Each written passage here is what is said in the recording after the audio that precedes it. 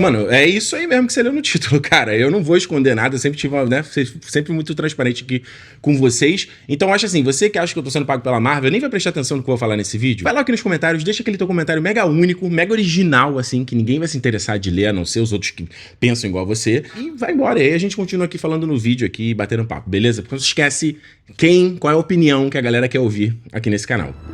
Just remember whose show this actually is. Porque o que a gente tem que pensar é o seguinte, desde que a Marvel começou esse negócio de fazer produção pro Disney Plus, eles vêm com esse papo de que é um filme quebrado em 6 episódios, em 5 episódios, e não sei quantos episódios. E nem sempre isso funciona, porque o filme tem uma cadência de narrativa e a série tem outra. Então eu acho que as séries que mais se beneficiaram nisso, no caso da She-Hulk e do WandaVision, foram as séries que saíram melhor, onde você conseguiu trabalhar melhor os arcos daqueles personagens, dentro daqueles episódiozinhos, e foi avançando pouquinho a pouquinho, te deu um momento de você viver com aquela galera ali, sabe? Que eu acho que é o maior trunfo da Marvel em qualquer coisa. Essa parada, esse encontro que você tem regularmente com os personagens que você mais gosta, sabe? E assim, a Marvel tem uma magia de fazer os castings perfeitos, e mesmo em série como o Miss Marvel, que eu não curti, tipo, a Iman Vellani é perfeita no papel da Kamala, a Tatiana Maslany é perfeita no papel da She-Hulk, e eu acho que a série, ela, por mais que fosse perfeita a escalação dela, eu acho que a série no começo ela ainda não estava muito certa do que ela seria, sabe? Eu acho ela meio bagunçada, porque, enfim, a gente não pode ignorar que aquele trabalho de computação ali, gráfica, no começo estava bem cagado. Não sei se é por conta de faltou tempo ou se faltou dinheiro, né, que eles tiveram que guardar mais para os últimos episódios, mas me parece muito no começo que a série, acho que não sei se ela não sabia, não tinha pegado a mão ainda, ou parecia muito truncada, como se tivessem várias cenas onde tinha a She-Hulk, né, transformada, e eles tiveram que cortar porque não ficou pronto para produção. Eu não sei. Eu só sei que pra mim, nesses 3 primeiros episódios, a coisa era tudo muito corrido e acabava que não me dava tempo de viver com aqueles personagens ali, que é a melhor coisa de qualquer série, né? E aí eu parei pra pensar que, tipo, as séries sitcoms que eu gosto, minhas favoritas, por exemplo, How I Met Your Mother, The Office, não são séries que no primeiro episódio eu passo a entender tudo sobre aquele universo, eu passo a curtir todos os personagens, eu tenho um momento, cada um tem sua ceninha, tem o seu momento. Não, você vai ter episódios que vai focar numa coisa e outros episódios vão focar em outra coisa. E quando eu acho que eu passei a entender essa mentalidade, sabe, quando eu mudei a minha ótica, eu falei, cara, eu consegui aproveitar muito melhor a série. Ao invés de ficar toda semana assistindo o episódio, querendo já a explicação inteira de como a She-Hulk funcionou, o que vai acontecer, sabe? Simplesmente estava aproveitando a jornada e o encontro com aquele personagem que eu tava curtindo, sabe? Só que isso acaba sendo o grande calcanhar de Aquiles do universo da Marvel, porque por mais que a gente tenha o grande benefício dos crossovers, um personagem encontrando com o outro, fazendo aquela brincadeira, né, quase os bonequinhos se batendo que a gente fazia quando era criança, a gente acaba que coloca tudo numa mesma ótica, coloca tudo no mesmo patamar, sabe? O que eu acho que funciona na fase 1. Eu acho que a partir depois da fase 2, no Homem de Ferro 3, quando a galera começou a reclamar que não tinha os Vingadores no filme do Homem de Ferro, eu já vi que esse negócio, esse molde tinha que ser quebrado. E agora na fase 4, tá muito claro, principalmente o que eles fizeram no último episódio do She-Hulk, de que a Marvel vai tentar coisa diferente, vai explorar coisa diferente, vai explorar formatos diferentes. Como eu vi um comentário na época que saiu o Miss Marvel, que o cara chegou e falou assim, nossa, parece uma série do Disney Channel. E sim, talvez a ideia era realmente essa vibe, de fazer uma série adolescente. Talvez a vibe do Cavaleiro da Lua era fazer uma coisa separada. A vibe do She-Hulk é fazer uma coisa separada. E tá tudo bem, sabe? Você não necessariamente é obrigado a ver tudo, porque nem toda obra vai ser pra você. Nem toda obra vai ser do seu gosto. E tá tudo bem. O interessante é a gente ver agora, como a gente tá tendo mais essas obras com mulheres protagonizando, né, mulheres sendo as heroínas, né, e todos esses comentários e ataques que a gente vê online, sempre querendo comparar com a figura masculina. Só que não tem como a história ser a mesma, não tem como ser a mesma parada, porque, no caso do universo cinematográfico, a gente já teve o Hulk na jornada dele de ser o monstro e de virar o Bruce Banner. E não dá pra a Jenna, a She-Hulk, ser a mesma coisa, porque a gente já viu isso antes, sabe? E mais ainda, a gente nunca pode ignorar o fator de que ela é uma mulher. E isso vai mudar completamente a ótica, completamente a narrativa da história que você tá querendo contar. Não tem como você ignorar. Não tem como você simplesmente mudar o gênero, ou mudar o tom de pele, mudar de onde o personagem vem e achar que a história vai continuar a mesma. É tipo aquela maior falácia, que se você pegar o Pantera Negra e transformar ele num Pantera Branco, a história não vai funcionar, porque ela é intrínseca a quem aquele personagem é, sabe? E no caso da She-Hulk é a mesma coisa. Obviamente você tem um lado da série dela sempre ali indo nos encontros, querendo se provar, usando, né, tendo essa persona da She-Hulk, atlética, forte, bonitona, indo nos dates e ninguém tendo muito interesse lá na Jen, pequenininha, magrinha, né, franzinazinha e tudo mais. E interessante ainda, você vê o lado de que ela precisa ser a She-Hulk no trabalho e ela não é pra ser a Jen. Ela, no momento que ela tá trabalhando, ela tem que sempre ser a She-Hulk. O que é muito interessante você pensar como essas personas do trabalho do pessoal que a gente não vê muito acontecendo com os personagens masculinos, sabe? Uma parada quase meio ruptura lá do Apple TV Plus, porque se você parar pra pensar, uma mulher no ambiente de trabalho, ela vai receber perguntas e comentários pessoais, e uma mulher, na vida pessoal, vai receber perguntas e comentários profissionais. Esses dois lados, essas duas personas, estão sempre invadindo o lado da outra. Nunca dá pra manter completamente separado, né? Tipo, dependendo do trabalho que ela tem, isso vai pautar a percepção das pessoas de quem ela é no pessoal, sabe?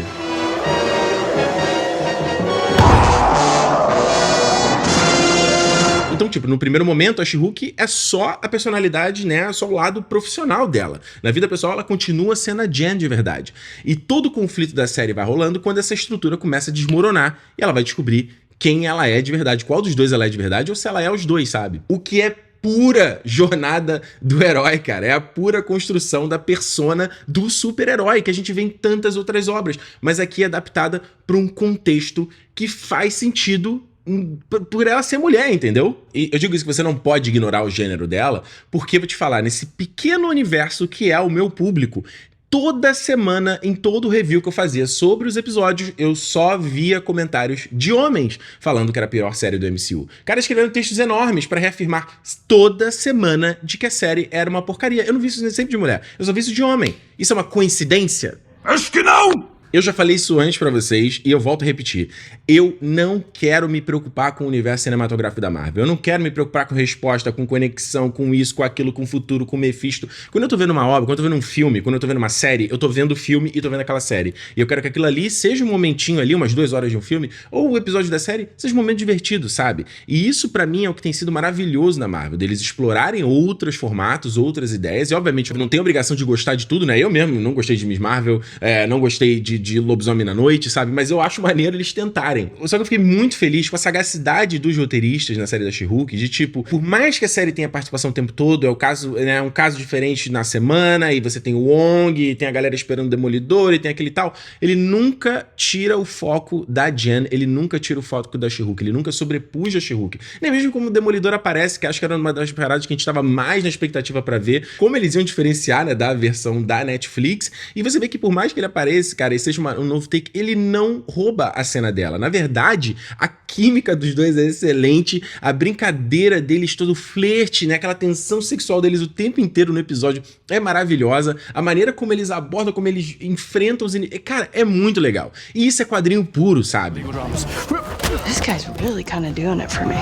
Tinha uma coisa que eu falava alguns anos atrás, que eu dizia assim, que obras baseadas em quadrinhos, né, e tudo mais, ela tinha que ter né, o visual, ele tinha que ter o vilão, ele tinha que ser tão interessante quanto o herói, né, a presença, sabe, do arquétipo do vilão, ela era muito importante pra esse tipo de história. E eu discordo completamente disso agora, porque as histórias, o vilão, a ameaça, ela pode não necessariamente estar personificada numa pessoa. E aqui nessa série, ela tem essa coisa não só da jornada de crescimento da Jen ali, né, ela tendo aqueles os dates, né, saindo com os caras, a vida profissional dela, é muito mais plural o desafio que ela tá enfrentando, sabe? E principalmente quando você transforma isso numa questão de rede social, de um mob online para atacar ela, um bando de caras que se sente completamente inferiorizado, completamente atacado pela simples existência daquela personagem, que ela não pode andar na rua porque ela tá se mostrando. Cara, você transformar isso nesse mob é maravilhoso, sabe? Você botar o grande virada dela realmente assumir a figura do monstro por causa de um revenge porn, sabe? Mano, isso é tão factível, isso é tão coisa que você vê diariamente em rede social, que isso é perfeito, você vê, é uma coisa única num contexto de uma história de super-herói, sabe? E isso quer dizer que os roteiristas são brilhantes, geniais? Não, porque é tão óbvio esse tipo de ataque, é tão óbvio você ver os comentários que os caras fazem na série sobre como ela conseguiu os poderes, sobre nepotismo, sobre, nossa, agora você tem uma Lady Thor também, e você vê isso online todos os dias, então os caras não precisam nem se esforçar, não precisam ir tão longe pra buscar inspiração, entendeu? Eles não precisam ser nenhum gênio pra saber que a galera ia comparar a She-Hulk com a Fiona, sabe? Nice suit, Shrek. E eu acho que essa é a parada mais legal de She-Hulk, sabe? Ela ter noção do mundo onde ela vive pro bem e pro mal, sabe? Pro mal nesses aspectos, né, escrotos da nossa sociedade, desse machismo estrutural que a gente vive, e do lado positivo de participar da conversa igual qualquer nerd, conversa que qualquer nerd tem, sabe? Oh, and when are we getting the X-Men? Você brincar como é que seriam os heróis quando eles não estão sendo heróis. Wongers. Tipo, ela falando dos direitos autorais sobre os usos da magia, sabe? Isso é um papo super nerd, brother. Isso é muito legal você ver na série os caras abraçando isso. E eu acho que no último episódio, que é excelente, eu acho que é uma quebra da quarta parede que, desculpa, o Deadpool vai ter que suar pra superar no filme dele. Eles próprios mostram da consciência de que, tipo assim, cara, será que existe realmente uma fórmula Marvel? Será que as coisas todas têm que ser exatamente iguais o tempo todo, sabe? É interessante você ver isso, no momento que esse ano a gente teve o Morbius, onde era lá o vampirão e o inimigo era outro vampirão que roubou o sangue lá e usou os poderes. Caralho, que cheiro de pico. O que me impressiona é que tem gente que quer ver esse tipo de história, que queria que She-Hulk fosse aquele tipo de história. E eu vou falar pra vocês, quando tava rolando o último episódio e ele tava indo pra esse caminho, eu falei, mano, eu tava começando a ficar extremamente decepcionado. E quando ele dá essa subversão, é brilhante, sabe? Is this working for you? Então, assim, é por isso que She-Hulk vira minha série favorita do MCU, sabe? Beleza, no começo ela, né, se atropela bastante, né? Você tem uma questão do problema do CGI que realmente atrapalha na imersão e me atrapalhou muito. O CGI é importante e tal na imersão, mas não adianta o CGI ser perfeito se o texto não tá ali, entendeu? Então, a série, quando começou a acertar e o texto tava ali e ele tava sendo interessante a história que ele tava contando, você passa por esses problemas de produção, entendeu? Você passa se a coisa não tá tão perfeitinha, sabe? Porque os personagens que eles estão apresentando são interessantes de você acompanhar, seja She-Hulk, seja Titânia, seja a Nikki, seja todos os outros que apareceram nessa série, sabe? E o que mais essa série ensina, olhando esses 9 episódios agora, essa primeira temporada, e por mim poderia ter muito mais episódios, eu tô ansiosíssimo pra uma segunda temporada, a Marvel está indo para um outro caminho, a Marvel está evoluindo, não adianta você querer que seja aquilo que foi lá atrás, porque não vai ser mais, porque o produto tem que evoluir pra ele continuar existindo, pra ele continuar vivo no coração da galera, pra ele conquistar um público novo, sabe? E eles sabem do que a gente tá conversando, eles sabem do que a gente tá reclamando, só que tem uma boa parte de um público que quer que as coisas continuem sendo as mesmas, sejam os mesmos caras protagonistas, o mesmo homem branco lá na frente, super musculoso no frente da ação, sabe? E se a gente vê qualquer outro tipo de pessoa, qualquer outro tipo de história, tá errado. Não pode fazer, não pode existir, entendeu? Porque a série nunca vai estar boa o suficiente, o CGI nunca vai estar bom o suficiente, porque ela vai ser boba demais, porque ela não vai ser bonita o suficiente, porque ela não vai ser forte o suficiente, porque ela tem que sempre estar com o sidekick dela ali que ela vai estar babando e idolatrando, ela nunca pode ter a história dela própria. E principalmente no caso da She-Hulk, todos esses comentários que eu via semana a semana, mostra que, por melhor que a obra protagonizada por uma mulher seja, ela ainda vai ser inferior sobre o mais medíocre dos filmes protagonizados por um cara.